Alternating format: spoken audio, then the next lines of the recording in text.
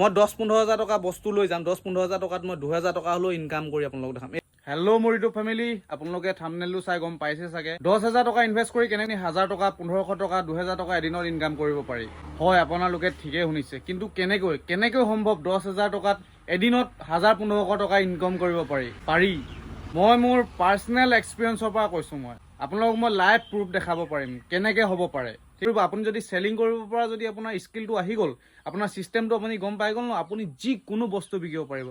পানী আমাৰ ওচৰত পানীৰ অভাৱ নাই, খালে বিলে নদীয়ে ফকতীয়া পানী আমাৰ ওচৰত আছে, ফ্ৰী পানী। আমি ৱেষ্ট কৰি দিওঁ, ফকতীয়া পেলাই দিওঁ। সেইটো পানী আমি কিয় কিনি খাইছোঁ? এইটো 10 টকা পানী আমি কিয় কিনি খাইছোঁ? কিন্তু এইটো বনাইছে কোনে? বনাইছে ব্যৱসায়ীয়ে। কেলে? সি বিকিব জানিছে। সেইটোকে মাইণ্ডছেট বুলি কয়। বলক আজি আপোনালোকক মই ডিটেইলছত দেখাইছোঁ যে আপুনি 10,000 টকা ইনভেষ্ট কৰি এদিনত কেনেকৈ 1,000 পৰা 1,500 টকা, 2,000 টকা আপোনালোকে ইনকাম কৰিব পাৰিব। বলক ভিডিঅ'টো আৰম্ভ কৰোঁ। তাৰ কাৰণে লাগিব আপোনাক এখন বাইক। এখন হ'লেও বাইক আজিকালি প্ৰত্যেকৰ ঘৰতে থাকে, কিছুমানৰ ওচৰত 2-3খন তেনেকৈ আছে, প্ৰায় থাকে মানে। আৰু টকা 10,000 টকা লাগিব। 10,000 টকা আজিকালি কমাবলৈ বহুত ডাঙৰ কথা নহয়। আজিকালি মানুহৰ ওচৰত 15-20-30 হাজাৰ টকীয়া মোবাইল থাকে, 10,000 টকা কি ডাঙৰ কথা। বাইকত তেল পৰিব দিনটোত 200 বা 300 টকা, সেইটো প্ৰফিটৰ পৰাই ওলাব, আপুনি নিজৰ পকেটৰ পৰাও দিব নালাগে। কেনেকৈ 1,000-1,500 টকা দিনটোত 10,000 টকা ইনভেষ্ট কৰি কিনি ইনকাম কৰিব পাৰিব, ডিটেইলছত আপোনালোকক কৈ আছোঁ। আপোনালোকে যদি 10 টকীয়া ধূপ কিনে, বেছি নালাগে 20 বক্স। আপোনালোকে যদি 10 টকীয়া ধূপ কিনে 20 বক্স, আপোনাৰ 1,200 পৰা 1,600 টকা কিনা পৰিব। আপোনাৰ ধৰি লওক 80 টকা 60 টকাত আপোনালোকে পাই যাব চান্স থাকে, ঠিক আছে। 20 বক্স ধূপত আপোনালোকে যদি 20 টকাকৈ পায়, বিচং 400 টকা পালে, হয় নাই? 400 টকা প্ৰফিট হ'ল। ইনভেষ্ট কিমান হ'ল? 1,200 পৰা 1,600 টকা। আৰু 20 টকীয়া ধূপ 20 বক্স কিমান ইনভেষ্ট কিমান হ'ল? আপোনাৰ 3,600 টকা হ'ব। তাতকৈ ওপৰত নাযায়, মই ইমানটোৱে কৈছোঁ আপোনালোকক। 3,600 টকা আপোনালোকৰ ইনভেষ্ট হ'ল। ইনকাম কিমান হ'ল? 300 টকা। 15 টকাকৈ মই ধৰিছোঁ, তাৰপৰা 5 টকা মই লেছ কৰি দিলোঁ। 20 টকীয়া ধূপটোত আপুনি 15 টকাই লাভ পালে। তাত কোৱালিটিও দেখিব লাগিব। এইটো হেড চকলেটৰ টেমা, এইবিলাক হেড মৰ্টন, এইবিলাকো হৈছে 5 টকীয়া চকলেট। প্ৰত্যেকখন দোকানত চকলেট বিক্ৰী কৰে মানুহে, সস্তীয়া হওক দামী হওক, 5 টকীয়া চকলেট হয়। 5 টকীয়াত কোনো কোৱালিটি নাচায়, ঠিক আছে। 5 টকীয়া চকলেট আপুনি দিনটোত 20 বক্স বিকক। 5 টকীয়া চকলেটটো কিমান হ'ল? 20 বক্সত আপুনি যদি হ'লচেলত কিনি আনে, আপুনি 20 বক্স এনেকুৱা চকলেটত আপোনাৰ 2,000 টকা ইনভেষ্ট হ'ব। 2,000 টকাত 20 টকা কিমান পালে? 20 বক্সত 20 টকা কিমান পালে? 400 টকা। মৰ্টন, এনেকুৱা মৰ্টন বিভিন্ন ৰকমৰ, যেনেকুৱা হওক 1 টকীয়া মৰ্টন, এইটো ধৰি লওক ঠাই লগা মৰ্টন হয়, যিকোনো ৰকমৰ টেঙা মৰ্টন, যিকোনো টাইপৰ হ'ল। তেনেকুৱা আপোনালোকে 30 জাৰ লৈ গ'ল। এইটো আপুনি বঢ়াব পাৰে, আপোনালোকক জাষ্ট মই এষ্টিমেট এটা দেখাইছোঁ। 30 জাৰত আপোনালোকৰ 3,000 টকা ইনভেষ্ট হ'ল। 20 টকাকৈ 20 টকা থাকিবই, 20 টকাটো থাকিবই, 20 টকাকৈ 600 টকা হ'ল। টোটেল ইনভেষ্ট কিমান হ'ল? 9,000 পৰা 10,000 টকা ইনভেষ্ট হ'ল, ঠিক আছে। ইনকাম কিমান হ'ল? 400, 300, 400, 600। ইনকাম কিমান হ'ল? 1,700 টকা। কিমান জাৰ বিকিবলগীয়া হ'ল? 20, 20, 40, 60, 90 জাৰ।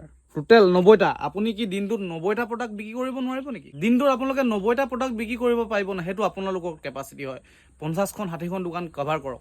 জাষ্ট 10,000 টকা আপোনালোকে চেলিং কৰিব নোৱাৰিব নেকি দিনটোত? আপোনালোকে যেতিয়া আপুনি গৈ থাকিব ন, কাষ্টমাৰে কৈ দিব যে কোনটো বস্তু লাগে।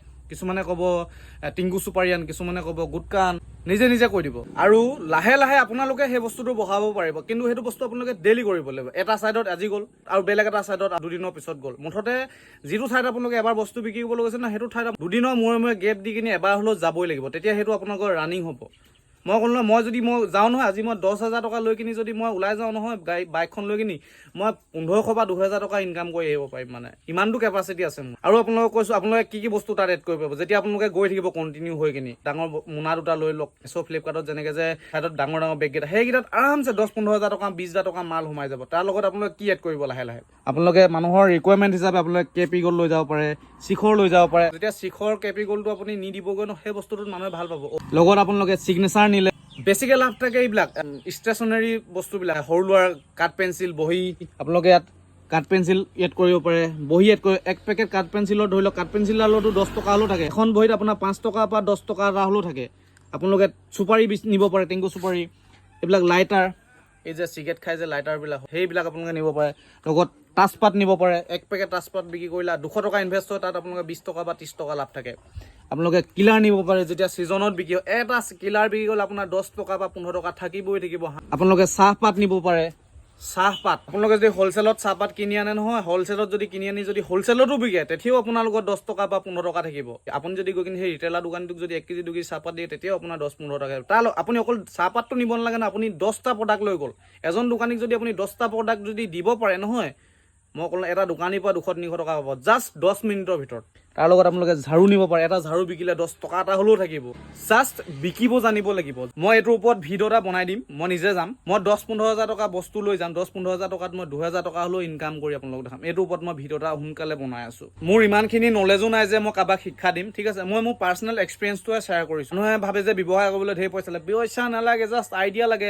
আমাৰ ঘৰত য'তে ত'তে ফ্ৰীকৈ পোৱা পানীখিনিও আমি 10 টকা দি কিনি খাইছোঁ। তেতিয়াহ'লে আমি বিকিব জানিছে ন, আমাক বিকিছে, আমি উল্লু বনিছোঁ। জাষ্ট মানুহক আপুনি ক'ব জানিব লাগিব, প্ৰডাক্টটো বিকিব জানিব লাগিব, কথা সিমানেই। আৰু এইটোৰ ওপৰত মই ভিডিঅ' অতি সোনকালে বনাই আছোঁ। মই নিজে যাম, নিজে বিক্ৰী কৰিবলৈ যাম, লাইভ দেখাম আপোনালোকক। যদি ভিডিঅ'টো ভাল লাগিলে অকণমানি কমেণ্ট এটা কৰি দিব। আৰু মই যিখিনি কথা কৈছোঁ অলপ আপোনালোকে সুধি চাব, যোনে যোনে জানে, যোনে ব্যৱসায় কৰি আছে, হয়নে নহয়। এই ল'ৰাটো যে কথাটো কৈছে ইমানটো ইনকাম কৰিব পাৰিনে নোৱাৰি, ওচৰে পাজৰে কোনোবা দোকানী আছে ন, তেওঁক সুধিবগৈ এইটো হয়নে নহয় কথাটো। যদি ভিডিঅ'টো ভাল লাগিলে অকণমানি কমেণ্ট এটা কৰি দিব। আজিলৈ আহিছোঁ, আকৌ লগ পাম অন্য এটি ভিডিঅ'ত। জয় আই অসম।